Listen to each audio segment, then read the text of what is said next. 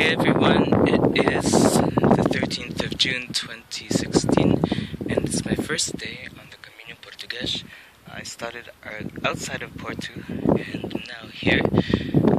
I believe this is Arcos, straight ahead, and should be there in about 10 minutes or so.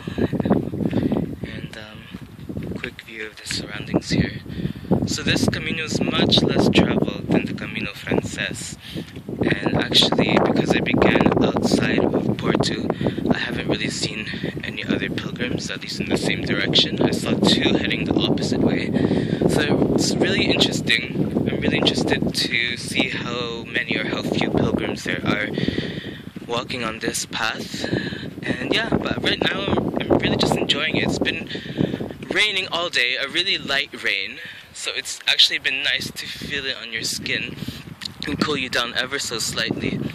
And now it's subsided, and I'm just looking forward to the next week or so walking up to Santiago. Cheers!